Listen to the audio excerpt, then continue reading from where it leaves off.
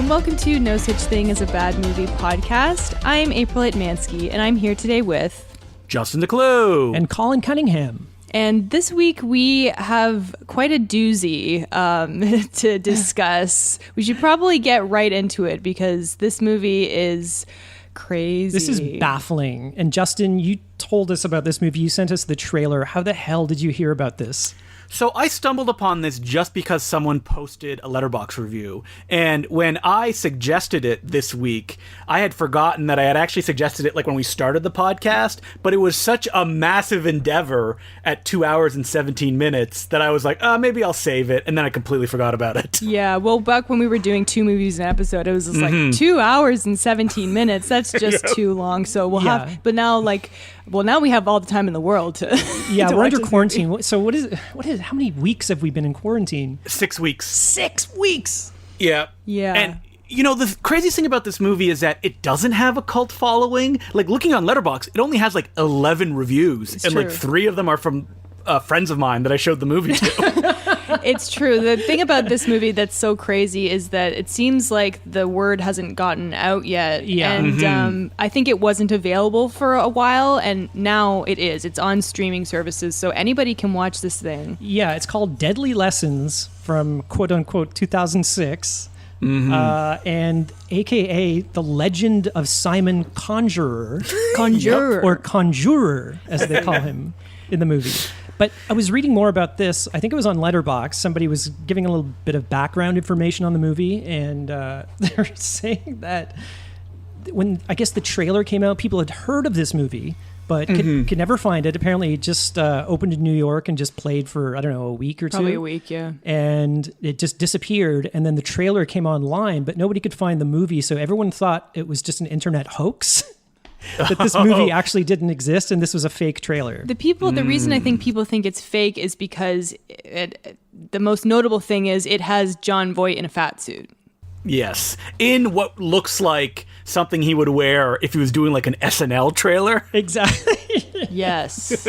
It's bad. It's no, but the thing is, he's unrecognizable as Jon Voight. And I don't know if that was something in his contract, like make sure no one knows that it's me. So we should talk about who directed, wrote, and produced this movie. And just to give people an idea of what it is. Yeah. So Stuart Paul is, how would you describe him? He has like a Neil Breenish quality to him. I was getting Neil Breen vibes the entire way. He sounds like Neil Breen with Kenny G's hair.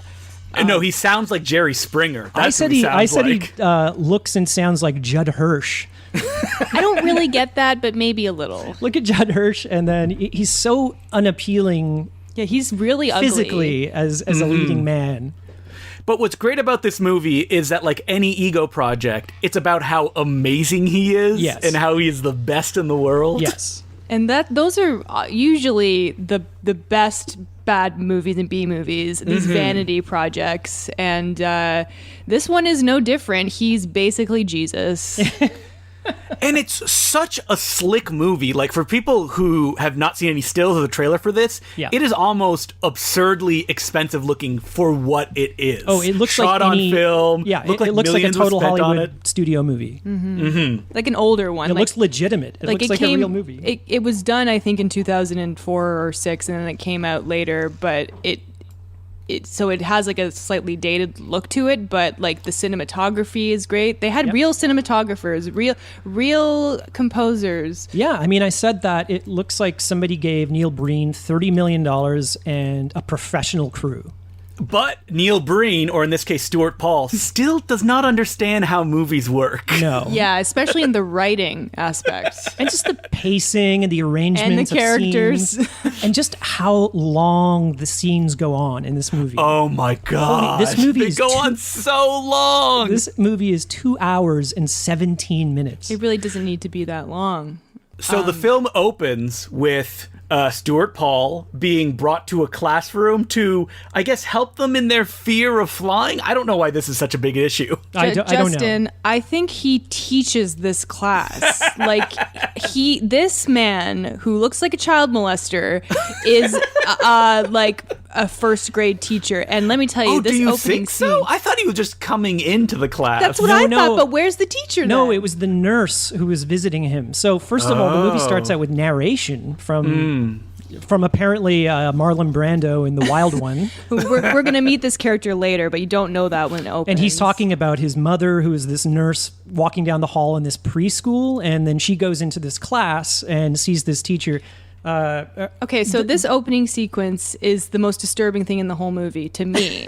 I was very, very put off right away. But even before that, the opening credits are in Comic Sans. We can't forget that. Right out of the gate. But yeah, so he's saying to all these children, again, no supervision, just him and this group of children, close your eyes and imagine you're flying, because he's supposed to be teaching them not to be afraid to fly in airplanes. For some reason. So he does this, and these kids start flying through the air. They're levitating. With the worst special effects you've ever seen. And I don't know about that. They're pretty slick. There was some wire work on that day. There was. It looks like there's some green screen But work. these kids are like screaming with joy. And it's like scary. Like they're not like, wow, cool. They're like, rah! It's like, it's scary. And then they float back down and he's like, open your eyes. See, you didn't have to go anywhere. Now you don't have to be afraid to be on an airplane. One, why would you teach kids that they can literally fly around to be okay to fly in an airplane? Yeah, first of all, it's a bad lesson. Exactly. And you're like, those kids are going to think they can actually fly. And then later on in the movie, one of the kids tries to jump out of a window. Yeah. We learned there's more to it than that, but I was like, why would you teach kids through this kind of like mind control hypnosis thing that kids who are too young to understand the difference that they can fly? Like, that's bad. Yeah, I don't know. You're not Stuart Paul, and you are not a prophet with no name, as he bills himself. So. Yeah, his name. So yeah, all the credits are kind of, it's like a Hard Ticket to Hawaii type opening, where all the credits are kind of on cork boards, like done in child's drawings and stuff. And then when it gets to his name, it's directed by, and then the girl has like rubbed it off of the chalkboard. That's because he actually took a pseudonym in this movie. Yeah, I think it was legally related. Yeah, he is Q Mark. Question mark? Oh my God, I just got that. Are you kidding? Yep, I just got that myself as I was looking at the name in front of me. Oh no. I was reading about the movie had like trouble with unions. Which got John Voight into trouble? Did it have, like, why did he... No, I read that it was non-union, so they weren't paying the actors enough, so instead of paying the actors the right amount, they just changed the name of the movie, and I think that's why he couldn't have his name as the director. So it's the same movie. I think that he got in trouble, John Voight, because he was working on a non-union shoot, and as a union actor, you cannot do that. Yeah. And if, like, union shoots happen in, non-union shoots happen in LA, and the unions hear about it, and that they're like big productions, they'll shut them down. Yeah, like, they start like picketing the set and like getting in the way. And John Voight clearly in a union. All these other actors probably not, because nobody else in this movie is anyone of note. So we're introduced though to John Voight in this movie, and let's just get to him because we just need to talk about his look, his performance, his which performance. I think we could only describe as stomach churning. He looks, it's like this fat bastard-esque sort of abomination. And he's always eating candy bars. Ugh. He's like a real slob, and he has the pockmarked face and stuff like that. He's really gross to look at, and he has this weird accent. And I figured out he's doing Anthony Hopkins and Richard Burton. And He kind of talks like this, my boy. And he's twitching his hands, and he like walks with a limp, and looks like he has a hunchback the entire time. Yeah. And he represents science in this world. He's a psychiatrist. His name, you guys, is Dr. Krazax. Yeah. But it's spelled Crazx. Yeah, so they changed the Y in crazy to X. But he's like, I have to stop this Dr. Simon Conjurer because he's a snake oil salesman. And he's doing like a children's movie villain performance. Yeah. And everyone else is at least a little more normal than that. You would assume this is a children's film until one specific scene. Yeah, it looks like a wacky kids movie. Mm-hmm. Well, it has a lot in common with something like Baby Geniuses. John Voight in Baby Geniuses, and a couple other actors in this movie were also in the Baby Geniuses movies. Yeah, but that's because it was a Stephen Paul production, the brother of Stuart Paul. Stuart Paul, did Baby Geniuses have like a naked ladies showering and No. Hey, you're skipping ahead, Colin. You're skipping to the good stuff. Wait, are you saying that the director of this movie's brother directed Baby Geniuses? He produced Baby Geniuses. Supposedly, Jon Voight is best friends with Stuart Paul. And I think, so this was Crystal Sky Productions, I think. Yeah. And I think they're a production company created by Jon Voight's agents. Or his representation. So everyone in this movie was probably on the talent roster of this agency. It's possible. Yeah. So we need to get into the plot of this movie, or we're going to be here for literally all week because there's so much to talk about. It's the first week-long podcast. Please explain this plot. So Stuart Paul has these classes that he gives in like a rundown classroom every night, and he helps people to heal whatever problem they have that's psychological. And specifically, he needs to help a young boy named Rebel, who his dad passed away. He tried to commit suicide, but then he landed in a mattress truck. That you really need to be paying attention to know this happened in the movie. I've seen it twice, and I did not remember that. Still a little confused, but yeah, that's true. And so he gets Rebel in the longest, most boring way to come to this meeting that has a wild cast of characters. And, you know, when you watch a movie and you go, oh, they gave short shrift to these characters. No, every one of these 10 actors is going to get a beat, one after the other. Yeah. And so Stuart Paul stands before this class and he starts his teaching. And he has written on the board... E equals MC squared. E equals MC squared, and the E stands for enlightenment equals mind control. And that was the first stand for. That was the first red flag. I'm like, oh god, this is going to be some new age. Seems on the level to me. New agey, like hippie psychological bullshit, fucking bullshit movie. And I was right. Well, I mean, not really. I think it would be more the Borgian, the author who is all about metafiction and text within text, because that's what the movie becomes, where we're introduced to all of these characters that include a guy who can't stop having sex, someone who has anorexia, a guy who's named Crack because he loves gambling and has a crack in his head. Yeah, he fell. His name is Platehead, too. Yeah. Crack is a nickname. Girl addicted to pills, you know, the typical. Wait, and then we have what's the black guy's name? Scorpion. Scorpion. He's my favorite. Okay, because as he says, what is the line he yells? He's like, "Book ain't gonna cure my rage." Yeah. The thing is, okay, so around this point, after they all introduce themselves, Dr. Conjurer gives them all books, and they're like old-looking books, and they start to read the books and realize that. They're all characters in the book. They're characters in the books. It's a never-ending story scenario, but when he gives them these books, they all act like children. They're like, what? There's no pictures in here? Like, I'm not going to read a book. They're just so angry that they were given a book. Ain't no book going to rid me of my rage. Yep, exactly. Well, the one kid is like, oh, there's no pictures in this because he reads comic books, and his name is Toons. They all have funny nicknames. Yeah, they all have addictions and afflictions, and Toons is that he doesn't know if, you know, his sexual orientation. It's very problematic because they don't just make him a sex addict, which would make sense. No, he doesn't know if he's heterosexual, homosexual, asexual. He doesn't know. So A, that's not an addiction, and B, later you find out that he's actually just a virgin and he's like cured of his homosexual leanings. Yay! It's very, very problematic. Aren't you happy, audience? He's cured. He's no longer he looks gay. like a gay club kid, and that's weird. Oh, God. And so in this movie, if a character tells you something about themselves, every one of them has to do it. So, for example, when they open the books and they're like, whoa, it says here, I have a birthmark. And then they'll show the birthmark. Every character will have to show something on their body. Yeah, as the camera slowly pushes in on the reveal. And I believe there's 10 of these characters. So we got to go through 10 of this shit. Yeah. God, everything. It feels like this movie is just made of 6 scenes that are just really, really long. Yeah. That's 100% what it is. I don't think it's, about 6-8 scenes. Yeah, the opening scene with the children, which has That's barely 20 minutes. anything to do with the plot, is almost 20 minutes long.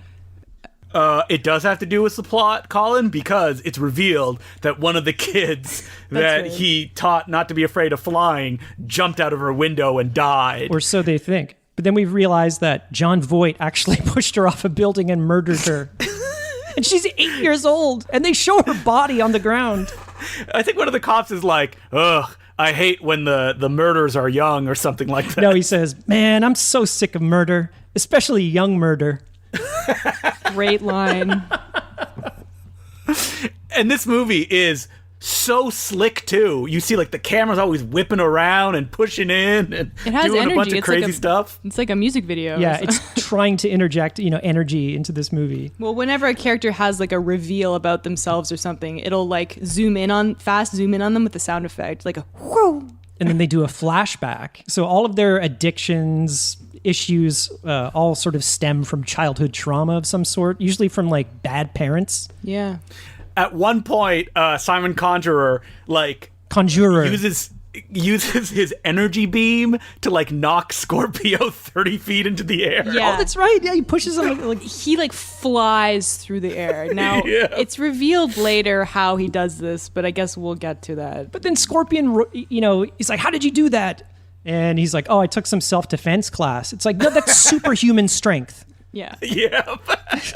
So, as Colin was saying, the structure of the movie is they're trying to escape the police and prove that John Voight is the murderer and not Simon. And Right. the way that they do that is they just go to John Voight's apartment and each character, one after the other, comes across an object, has a flashback of why they have a psychological condition, and then They're they're cured. cured. They're cured. It never bothers them again. Yeah, they just have a breakthrough, and it's like, oh, my, eating issue is because of this, and I'm on drugs because of this. It's so simplistic. It's offensive to people who have real addiction problems. But these flashbacks are so funny. They're essentially like Zucker Brothers gags. Like at one point, a guy's like, my dad used to beat me. And you see like someone beating a small child. And he's like, but now I understand. It's because his grandpa beat him. And in the same shot, his grandpa comes in and starts beating the dad. He walks into the shot. My favorite was the drug addict, the girl, and she's like, "Oh my god, now I know I am reliant on drugs." So good. And they flash back, and she's like, "When I was a kid, I was in the car with my dad, and he was an alcoholic." I don't even know if she said he was an alcoholic. Yeah, she's sitting in the back seat, and he's drunk driving, but he's just like driving, and he's turned around and just staring at her the entire time, and he runs over a little It's girl on a bike. set up like a comedy. Like you see this It's little like one shot that you see, like the car's driving, the kid gets in front of the car, gets hit by the car, and then the camera swoops around to see the person telling the story. But it was so well done. It's like this actual like girl with a little bike. It's like the Children of Men shot. Just like wheels. It's like the Hey, not that good. But it's that type of shot. And then she's like, and I looked back at her and she wasn't moving, and that's why I do drugs. and the dad doesn't even flinch, and he just keeps driving. Also, we didn't mention one of the patients, or whatever you want to call them, has schizophrenia. You cannot cure schizophrenia in one night of counseling by a weirdo. Stuart Paul can. Yeah, Maybe you are can't. you a prophet with no name, April? A prophet with no God. Oh, is that what it is? Sorry, I'm confusing it with the other film he directed, Enom, a.k.a. No Name Backwards. Oh God! So are they all religious films? Oh, yeah, and by religious, it's how Stuart Paul is awesome and will save the world. Yeah, he's Yeah. always like a Christ The, figure. the weird thing is, like, religion, this is like, It's not specific. well, it's not like those like God's Not Dead movies that are overtly religious. Like, I'm talking about religion. This is almost Christianity. like trying to take a back way into faith where there's religious elements, Right. but it's not. It's almost. It's weird because it's like the John Voight character doesn't believe in God, right? And he's always talking about it. I don't think so, but then they go into his apartment and they discover this room, which is just filled with all these old books and tomes about religion. of every religion. Yeah, because this almost seems like a Scientology thing or something, because he's kind of like, it's within you to solve your own problems, Simon Conjurer. But no, Conjurer. we have to go to him to get mind control, to realize that it's muddy what the message is, right? Yeah. I think the message is that Stuart Paul is a new age Jesus, Is and that God. the films are about him and how about he is great and he can help people. Yeah, and he has so little charisma. Oh my God. He's not necessarily like a bad actor, but he is lacking so much charisma. He just, every line is delivered very flatly and emotionless. Yeah. So my favorite part of this movie is definitely when suddenly Jon Voight finds one of those books and he does the most disgusting thing in the world, which is he throws his candy in the air. And it's like a CG piece of candy that goes up, and then what looks like a dog turd hit the book. Yeah, and just splats on the book. And then it cuts to a crazy flash forward, but we learn later on is actually a flashback. Oh God, I'm lost.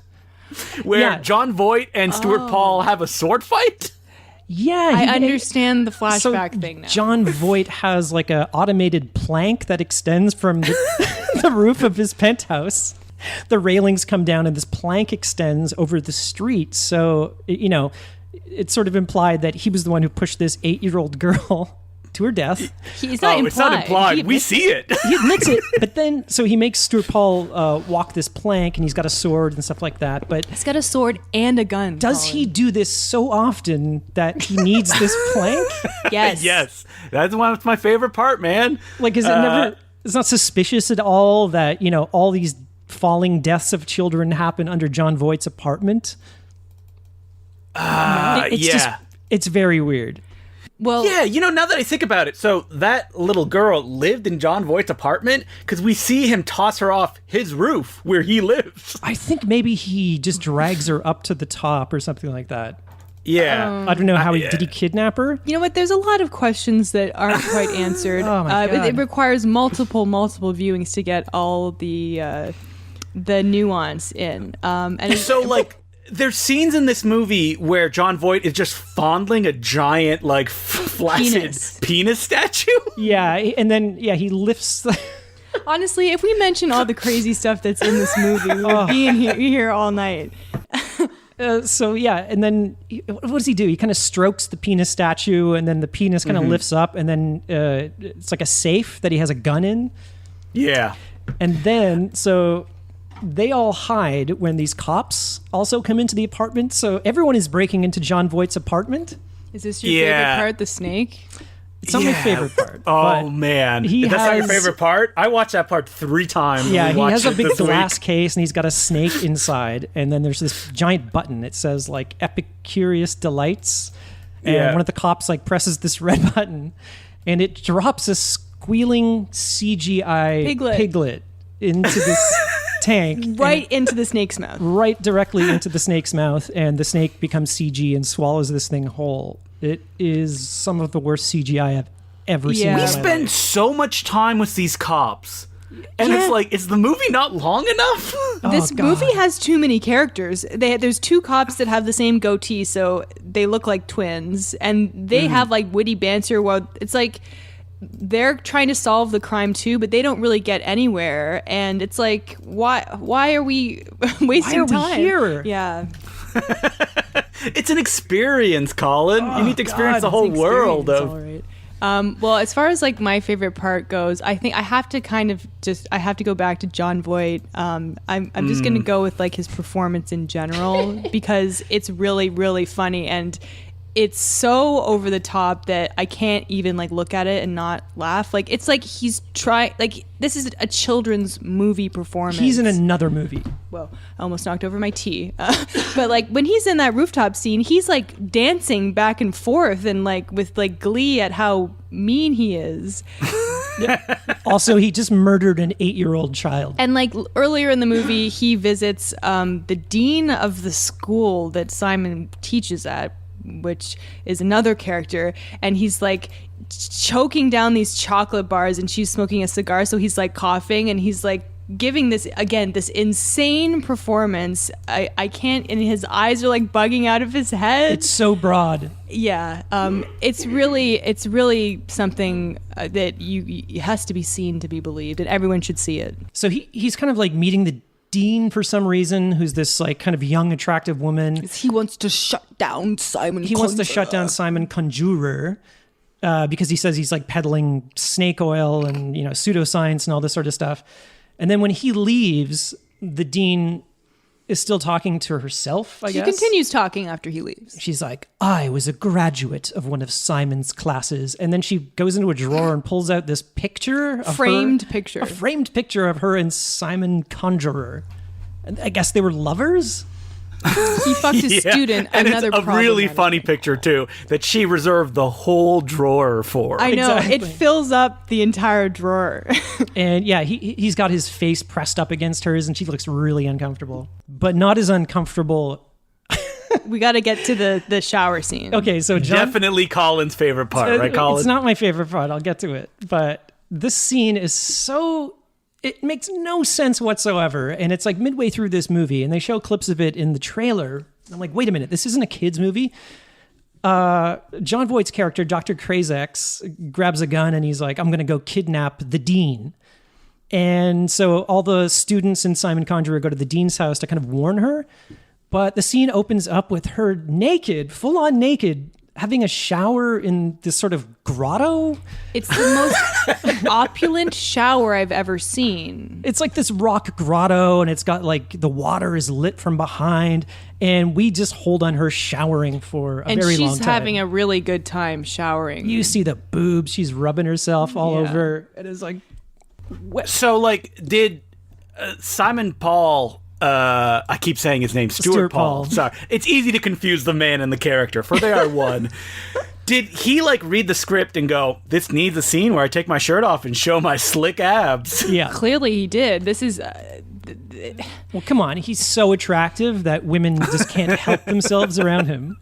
Do you think his hair is naturally curly, or he just makes it that way himself? Oh, his hair is so off-putting. I think it's a perm. Yeah, honestly, if he had a different haircut, I might be able to somehow put myself in the mindset that someone would find this man attractive. It's so oily and because he looked like Judd Hirsch. So greasy, like. Ugh. So he kind of walks in on her, and he's just popping in to warn her, "Hey, Dr. Krazex is coming to kill you. Let's get out of here." But no, so he just walks in on her showering, and she's so turned on by him because he's so attractive that she pulls his shirt off. She pulls him into the shower, and they spend so long. They are making out in the shower for so long. Of course. Every scene is just so long. Well, it's like the scene in The Room where Tommy is having sex with his girlfriend. It's like, I mean, it's not that long, but it's that same scene. Or like in Fateful Findings where Neil Breen is showering with the mask on with his girlfriend. It's like, did we need to see him shirtless? Yes, we did. So, but during the sort of makeout session, we see that Toons, the kind of character that doesn't know his sexuality, is at a window watching them make out, and he triggers his turns him flashback. Straight. Basically, just watching Stuart Paul make out with this naked woman. Just gets rid of at his the end of the gayness. movie, he's like, "I'm not gay anymore," and he makes out with the anorexic lady. It's awful.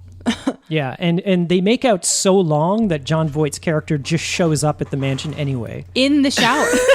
While they're still making out. Well, I say in what the if shower. John Voight like took his shirt off and he's like, room for one more? This bathroom is like huge, so it's not like a tiny bathroom. It's like, like you said, like a grotto. So it looks like a set from a movie.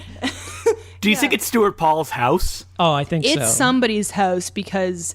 Well, you see the outside, first of all, but I was like, this is like some crazy rich guy's insane house. And Colin, didn't you read that Stuart Paul is like a millionaire or something? Well, apparently his family is very, very rich and very influential. And I noticed in the opening credits that two of the producers have the last name Paul, so I don't know if that's like his brother and father or something like that. But this movie, Justin, doesn't it have like $30 million budget? I don't think it had $30 million, That's but what it says. No one knows. I guess. Oh yeah, it does say estimated. That's like a guess somebody made.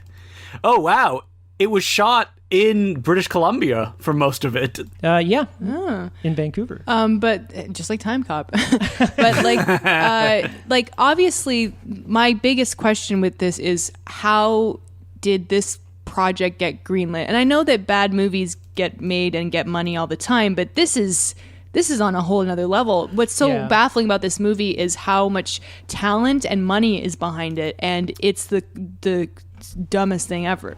Yeah. Well, how does a movie like this get made? Definitely rich people throw money at other people to make it. That's the only way something like this would come to the screen. Exactly. But you can't read this script and say, oh yeah, this is going to make us a lot of money. Mm-hmm. No, I don't think it hell? was made to turn a profit. I think it was just made because people like, I guess, Stuart Paul, and they want to give him money, or they know him, or they're related to him. But also, it's like, maybe how you mentioned the talent agency angle. So maybe this was supposed to be like, we got to get some footage, some tape reel for all these people in our roster, you know? Well, one of the patients of Stuart Paul is actually his niece. Yeah. And Jon Voight's goddaughter. And Right. she's the one that at the end who's like, ooh, I wish he wasn't taken. Oh, Jesus. Which one is that? The one who's anorexic with blonde hair. Oh, yeah, that chick. Who eats a donut and is cured. Basically. So at the end of the movie, they end up back in the grimy classroom where the whole patient session started, and it's revealed that the books that were telling their lives and that they were following are now blank. So And this triggers, like, 900 reveals that make very little sense. Well, because you're like, wait, so the whole movie was all in their heads? Somehow, yes. I don't know. But the they details. did go out, I think. yeah, because the gambling guy goes out and buys lotto tickets. Wait, so and they show him did, coming back they, to they class. did go to Jon Voight's apartment? So in my memory, I remember the first time I watched it that like it's revealed that they never left the classroom and that they just were reading the books that is about them reading the books and then going out and doing stuff. Right.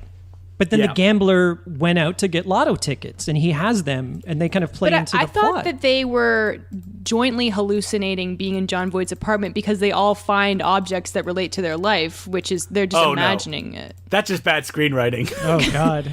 Yeah. Don't you dare say that about Stuart Paul. I'm sorry, Stuart. You're a great man and a prophet with no name and also a prophet with no God other than Stuart Paul. Yeah, so the ending is very confusing. I mean, we did have some wine the first time we watched this, so I was like, at the end, I was very confused and angry because after this reveal of them all realizing they're cured through hypnosis, there's another ending reveal about Rebel's character, which we haven't talked about Rebel yet and how funny he talks. Yes. Is that your favorite part, Colin? Okay, I'll just say my favorite part right now. Now, the music for this film, you know, Oh, Michel Legrand? Michel Legrand, who has like 213 movies under his belt, so he has like 12 Oscar nominations, 3 Academy Awards for score. He did the original Thomas Crown Affair, Yentl. And Yentl. I have to say, the musical score, it's great. Not for this movie. It's so I inappropriate. mean, maybe for they this just movie. bought like a library of Yeah. his music that he's like, oh yeah, I wrote these for a Jacques Demy film and it never got made, so do whatever you want to with it. Because it Yeah. does sound like, you know, low budget films will have like classical soundtracks. They Yeah. just needle drop. And that's Yeah, what it it- sounds like. Like Stuart Paul will be talking and it'll be like, It's so upbeat and happy, and you could picture it at the end of like Home Alone or something like that. Yeah, it doesn't match the tone of the movie. Like, there's times where I was like, this is like Stravinsky. We're getting like crazy atonal, like jazzy flutes, and it's Yeah. off-putting how bombastic it is. But it's very good. It's like wow, this is a great score. Yeah. Not for this movie, but it's a great by score. itself, it's some good pieces of music. Yeah. So we didn't talk about Rebel, but he's essentially the main focus of the narrative. He has his own narration that shows up every 45 minutes. Yeah, so the nurse that arrives at the very beginning when Stuart Paul is levitating the children is Rebel's mother. And she's asking Stuart Paul to kind of help her son, She's who's saying, like a he's on the streets. teenage runaway. And you have to go get him yourself, like, and you have to force him to come to this class. So he's kind of like the outcast of this class. Like, he didn't sign up for it. Yeah. And he's And there. she says, it's because his dad passed away and he can't get over it. Yeah. And yeah, this kid, he's totally doing a Marlon Brando, the Wild One accent. We couldn't understand a word he was saying. We had to turn the subtitles on. The whole movie, actually. He kind of mumbles his way through this movie. He's like talking like this. Hey, teacher. Also, Stuart Paul's voice was like the voice of God and you couldn't like handle it. It just blew your hair back. Exactly. Read all this book. There's nothing to read this book. And he's playing this he's like a 1950s street tough, and he's got these like fingerless leather gloves. Yeah, he's a pretty funny character. He's just the whole movie. He's like doubting everything, and he's like, blah blah blah. Yeah, it's almost like he's the mechanism that's moving the story forward, which is important. Well, Justin, can you explain the ending to me? Because after we leave, I can try. After we leave the classroom, I fully did not understand what the end of this movie is. Yeah, like so there's a bunch of reveals that happen. It's revealed that the anorexic girl was working with Stuart Paul because she took one of his classes previously. Oh yeah, right. John Voight shows up and he's like, "There's the man who killed the girl." And then suddenly some other guy walks in and he's like, "Oh, no, I have evidence to prove that John Voight is the killer." And they're like, "Ooh, wow, it's philanthropist, I can't say the word. It's like rich guy, community organizer, so-and-so. Yeah, how could we not believe him?" It's actually Rebel's dad. Yes. Wait, isn't he supposed to be dead? Yeah, so it's revealed he's like a billionaire. And right, so Rebel's dad is not dead. Why did he think he was dead? And Rebel's dad also saw... he saw John Voight throw the girl off the roof because he was traveling in a helicopter at that exact moment and passed over John Voight's roof. Okay, so I'm just thinking about it right now. This will make no sense to people who have not seen the movie, as if this has been a picture clear up until this point.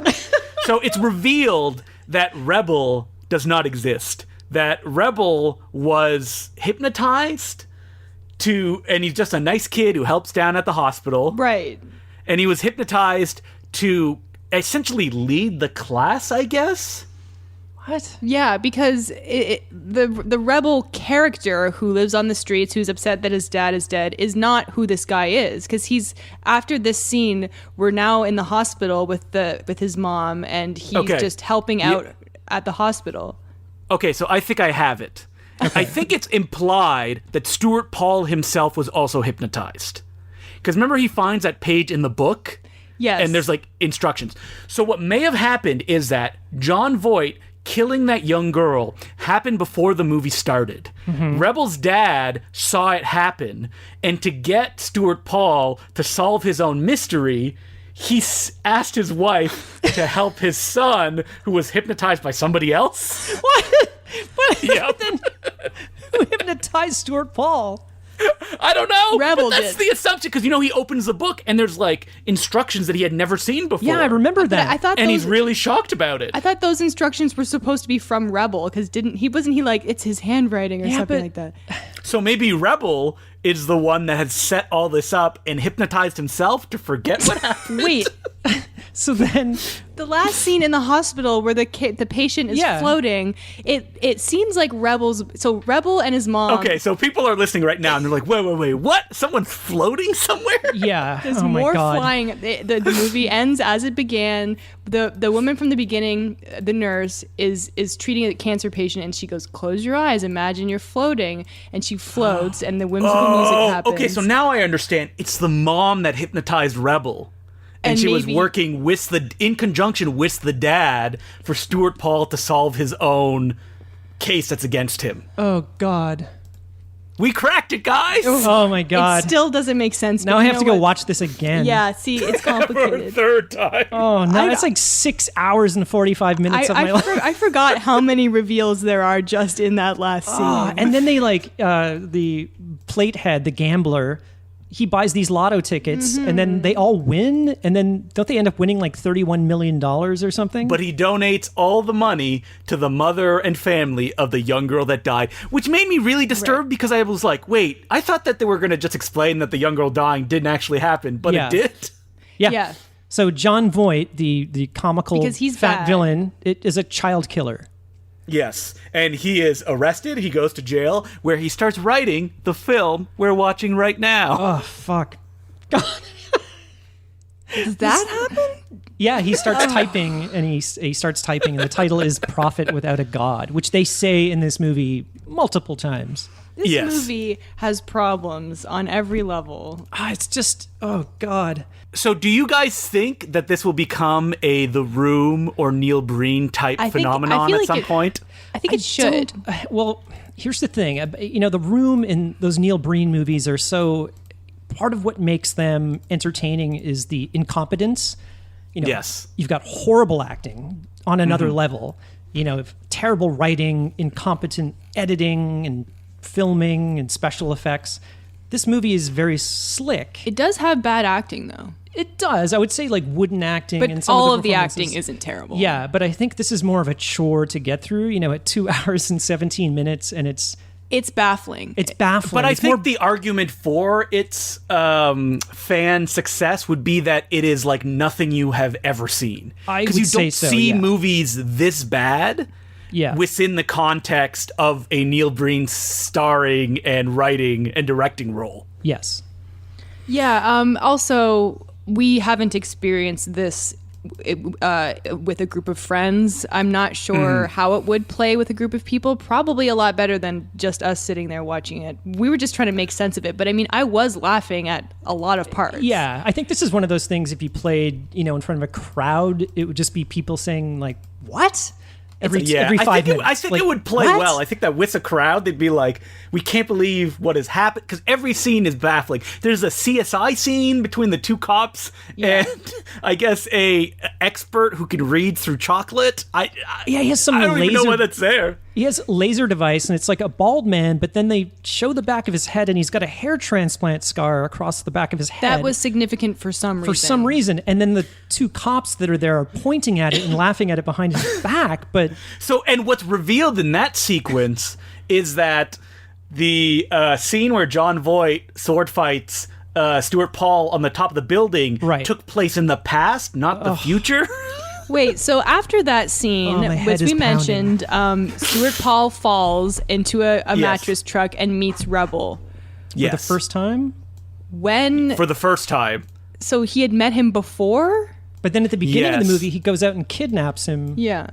But Rebel is hypnotized, and Stuart Paul has also been hypnotized. Oh, God. Listen, I'm even more it's magic, confused. man. You can't explain it. I think that Rebel was the prophet. He's the Jesus figure who is pulling the strings. Oh, no. This sounds like you're trying to break the rules of Stuart Paul's religion, so you're becoming like a Protestant faction. Oh, no. Yeah, because his religion is that he is the greatest. God, yeah. So if you believe Rebel is God, then that is like Jesus. So that's a whole other thing. I have to read up on this more, right? My head is pounding now.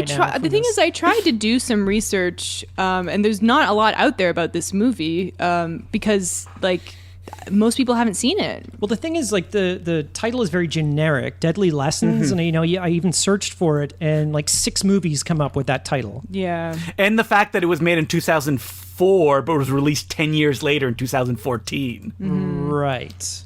Another confusing which makes it tough to find information about. Yeah. But it is out there. It's on Tubi. If people want to watch it. I think it's like or you can watch it on Amazon as well. You can rent it in high def. I believe in the States you can rent it off Amazon, or Tubi is a free service with some ads. Yeah, just look up Deadly Lessons Voight. And I was laughing so hard because the artwork on Tubi for this movie is just, it looks like a headshot of John Voight. It's not John Voight in the movie. It's just a generic picture of John Voight without makeup on.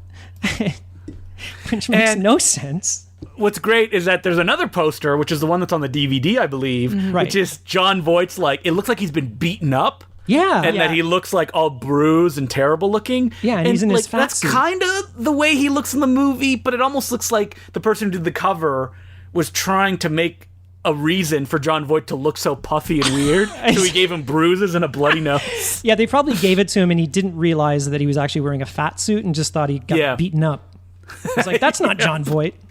Yeah. Well, the bad thing about this movie is not enough John Voight, because there's a lot though. Yeah. I wish, well, maybe if he was in the whole movie, we would have gotten sick of his performance and his antics. The slow way it's kind of doled out maybe works in its favor. Yeah. Is there anything else we have to say about this movie? I don't know. I feel like it's one that we're going to be talking about for a long time. I'm still thinking about it now. And I'm like, in conclusion, I absolutely recommend this movie just for like seeing is believing. It's the craziest movie I've seen in a while. It'll really do your head in. It's so baffling. Maybe watch it in parts, in chunks. Because it's so long. Chapter 1 and 2. Yeah. And maybe try and get some friends together to watch at the same time, because by yourself it might be a little tough. So I have to say that the first time that me and my friends watched it, we did pause it, watch another movie, and then came back to it because it was just too much for us. Yeah, I can understand that. Bite-sized pieces. Yeah, and also maybe don't have alcohol or weed when you're watching it, because I think you need all your brain cells to just comprehend this freaking story. It's so confusing. Because, I was like very, very confused towards the end. I think it's bringing my hangover back right now, just thinking about this movie. Well, as we said, available on Amazon Prime in some countries, available on Tubi, which is a free app.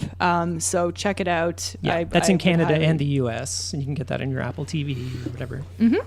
And if you want to email the podcast, we're no such thing as a bad movie at gmail.com. And our Twitter handle is at no such thing pod. And if you want to support us on Patreon, patreon.com/no such thing as a bad movie. At the $5 level, you get a little mini episode every 2 weeks.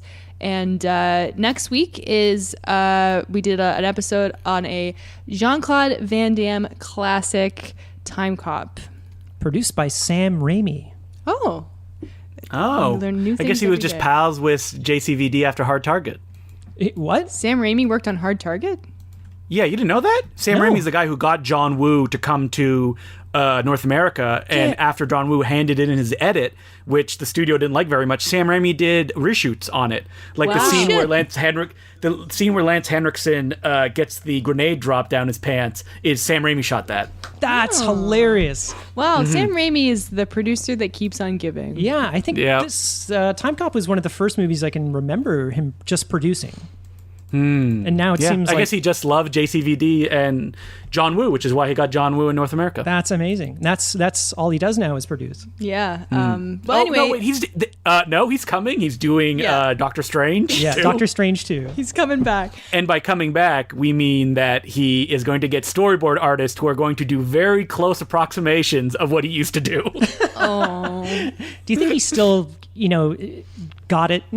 I know he hasn't really directed much. I mean, I've said the controversial opinion that I'm not a big fan of Drag Me to Hell. Oh, okay. And I don't like his pilot for Evil Dead that much. I definitely don't like Oz. Does he still have it? I don't think so. No, I think, and Oz the Great and Powerful, I never even bothered watching. It's not very good. The last great movie that he made that I loved was Spider-Man 3. I disagree, but I thought Drag Me to Hell was fun. I love Drag Me to Hell. I think it's a lot of fun, but the thing that sticks out to me from that movie and the pilot of Ash vs. Evil Dead is just the horrible CGI. Oh, yeah. I mean, that's a problem with Oz as well. It's weird. I guess one day he just woke up and went, I could just use bad CG. Doesn't matter. And very disappointing. That's why his earlier stuff is better. Anyway, that was about Time Cop. We were every time we try and talk about Time Cop, we get off topic. Whoa, spoiler! Oh yeah, so that episode will be out next week. And if you want to follow me on Twitter or Letterboxd, I'm at April Admansky. You can follow me on Twitter, DeClueJ, DECLOUX, and the letter J. On Letterboxd, just Justin the Clue, or listen to me every week on the Important Cinema Club podcast. On Twitter, for me, it's Sergeant Zima, SGTZIMA. And guys, I started a Letterboxd account yesterday. Woohoo! Yesterday? I'm not even following it. It's the same. My first review was Paddington 2.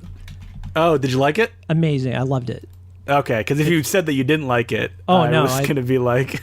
No, it was amazing. And it's Sergeant Zima again on Letterboxd. So you can see my 2 reviews. I forget what the second movie was. Quantum of Solace. Oh, it's Quantum of Solace. Also, a little announcement. If you're listening to this the day it comes out, tomorrow, which is May 2nd, Saturday, May 2nd, I believe, there is a Twitch stream of a Matt Farley movie who directed one of our favorites, Don't Let the River Beast Get You. His other very, very good movie, let me see if I can get this title right. Marriage, Monsters, and Murder in Manch Vegas. Yeah, that's pretty close. It's his second feature film that he shot on film, 16 millimeter film. Yeah. And it's like one of his funnier ones. Matt Farley and Charles Roxburgh. The directors have been actually getting in on the stream to talk about the movies as they play, which is a lot of fun. Yeah, thanks for doing the heavy lifting for me, April, because technically I'm hosting that with Peter Kaplowski as part of the Laser Blast Film Society. Cool. I've never seen this movie before. I'm excited. Yeah, and I believe this one's not like available on YouTube, so tune in. It's at 7 p.m. On this Saturday, and it's hosted by a Spectacle New York, which is a theater in Brooklyn, and the handle is Spectacle NYC. I'll tweet about it to remind people. 7 p.m. Eastern Standard Time. Oh, yeah. We've talked about Matt Farley on this podcast. Go listen to our Don't Let the River Beast Get You episode. And yeah, check it out because these are really funny movies. And I think that's it for this week. Check that out. Try and stay safe and sane during these Well, if these they want to times. stay sane, they should definitely not watch Deadly Lessons. Oh my God, do not watch this in quarantine when you're locked in with people. No, watch it. Have a good weekend. It'll end up like you're in the lighthouse. I'm April Edmansky. I'm Justin the Glue. And I'm Colin Cunningham. And there's no such thing as a bad movie.